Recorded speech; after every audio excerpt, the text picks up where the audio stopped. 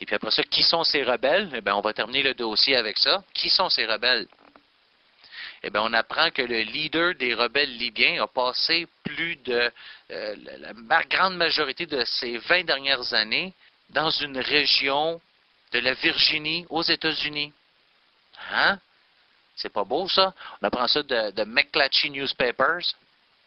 Alors, le nouveau leader de l'opposition militaire libyenne a passé le plus clair de ces 2 dernières décennies dans une région de la Virginie. Et puis, lui s'est senti poussé, même s'il était bien avancé dans la soixantaine, de retourner sur le champ de bataille en Libye. Alors, le monsieur qui s'appelle Khalifa Hifter a déjà été un officier militaire assez avancé dans la chaîne de commandement de Kadhafi. Et puis après une aventure militaire désastreuse au Tchad vers la fin des années 80, Hifter a changé de camp et puis est devenu finalement s'est retrouvé dans les camps d'opposition anti-Kadhafi. Dans les années 90, eh bien lui, il a déménagé en Virginie. Et puis il a établi sa vie là-bas. Et il a maintenu des liens avec les groupes anti-Kadhafi. Alors, c'est incroyable. Alors, dans les dernières semaines, Hifter a été nommé chef de l'armée rebelle, qu'on a vu semer le chaos un peu partout ces dernières semaines. Ben, écoutez, là, on se retrouve avec cette personne-là à la tête maintenant du mouvement rebelle en Libye. Ce qui est assez particulier, c'est que vous devez comprendre que en Virginie, qu'est-ce qu'on retrouve là? C'est les quartiers généraux de la CIA.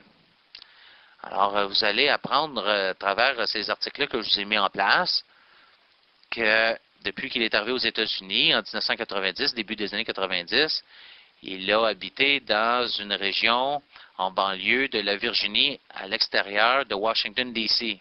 Monsieur qu'on voyait plus ou moins, il ne semblait pas avoir de travail, tranquille là-bas, aucun problème. Finalement, on se rend compte que finalement, il est fort probable, en fait, que M. Hifter agit comme finalement un agent de la CIA. Ce gars-là, évidemment, habite à quelques blocs de Langley, qui est finalement les quartiers généraux de la CIA. D'ailleurs, vous avez, écoutez, tout un dossier à propos de lui qui a été établi par le Washington Post. On est très familier avec son passé militaire et politique. D'ailleurs, il a été rapporté dans le Washington Post le 26 mars 1996, qu'il décrit comme étant justement un type très important qui a qui a dirigé la rébellion contre Kadhafi dans des styles contras, dans des groupes basés à partir de groupes basés aux États-Unis, qui était appelé la Libyan National Army. Alors, toutes sortes de liens comme ça, à les découvrir. Il n'y a pas de temps de vous en découvrir plus. Vous avez le monde diplomatique qui en a parlé aussi, qui a tracé des connexions à la CIA, même plus tôt que ça, en 1987.